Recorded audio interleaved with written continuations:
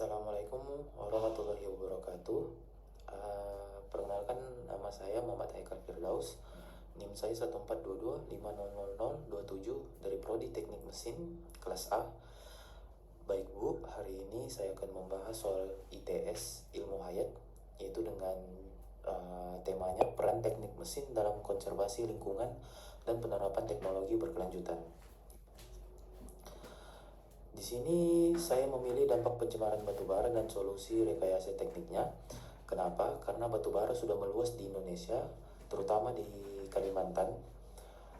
Jadi batubara itu adalah sumber energi utama di banyak negara, tetapi penggunaannya tuh mengakibatkan pencemaran yang serius. Jadi pencemaran ini tuh meliputi polusi udara, emisi gas berbahaya, limbah padat, dan abu terbang, dan air tercemar dari tambang. Jadi masalah ini itu bisa memperburuk juga ekosistem dan kesehatan manusia. Terus di sini saya akan membahas permasalahan pencemaran batubara dan dampaknya. Jadi pencemaran batubara itu seperti pengangkutan dan pembakaran. Jadi di Indonesia produksi batubara mencapai 600 juta ton per tahun, menghasilkan emisi CO2 yang sangat tinggi hingga 1,5 miliar ton. Jadi data ini diambil dari IEA pada tahun 2020. Jadi polusi udara dari pembakaran batubara melepaskan partikel sehingga PM2.5 dan SO2 yang bisa menyebabkan kabut asap dan hujan asap, dan bisa juga mencemari sungai dengan logam karena faktornya itu dari logam berat seperti merkuri. Dampak terhadap ekosistem itu seperti hutan rusak, terus sungai tercemar, dan tanah itu teksturnya menjadi tidak subur. Dan ini mengurangi biodiversitas seperti kematian ikan dan sungai tercemar.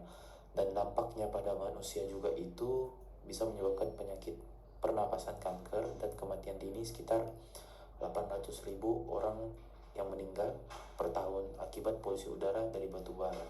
Jadi data ini diambil dari WHO pada tahun 2021. Jadi di daerah tambang ini masyarakat sering sekali mengalami kekeringan air bersih dan kerugian ekonomi karena yaitu kerusakan lahan pertanian. Jadi solusi rekayasa teknik untuk konservasi menurut saya yang paling bisa mengurangi pencemaran udara ataupun polusi dan cemara yang lainnya itu misalnya teknologi carbon capture and storage. Jadi dalam singkatan CCS, dia tuh bisa menangkap CO2 yang tinggi dari pembakaran dan menyimpannya di bawah tanah.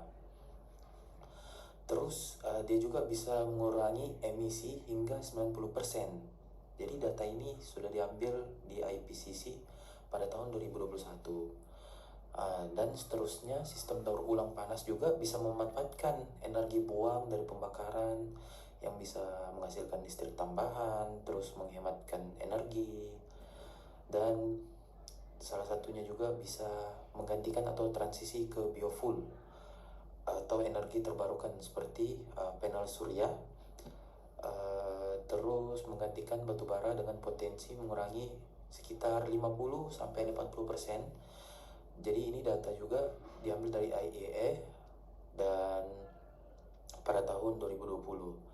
Jadi material ramah lingkungan seperti filter udara dari bahan daur ulang membantu membersihkan emisi. Jadi material ramah lingkungan seperti filter udara ini terinspirasi dari teknika biomekanika seperti desain mesin yang meniru efisiensi tubuh manusia, dapat membuat turbin angin lebih hemat dan bisa membangkit listrik batubara.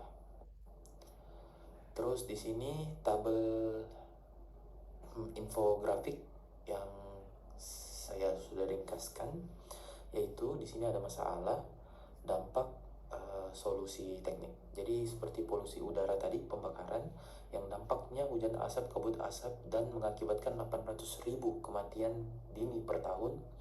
Dengan solusi teknik itu dengan tadi CCS untuk menangkap CO2. Terus limbah tambang yang dampaknya pencemaran sungai, kerusakan tanah, kekeringan air, dan lain-lain. Bisa solusi tekniknya itu daur ulang panas dengan energi buang. Emisi CO2 yang tinggi yang mengakibatkan perubahan iklim, banjir, risiko kelaparan itu bisa bertukar ke transisi ke biofuel.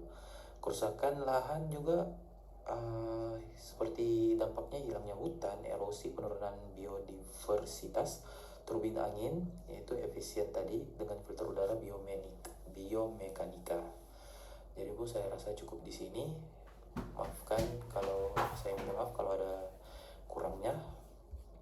Saya rasa sudah cukup. Assalamualaikum warahmatullahi wabarakatuh.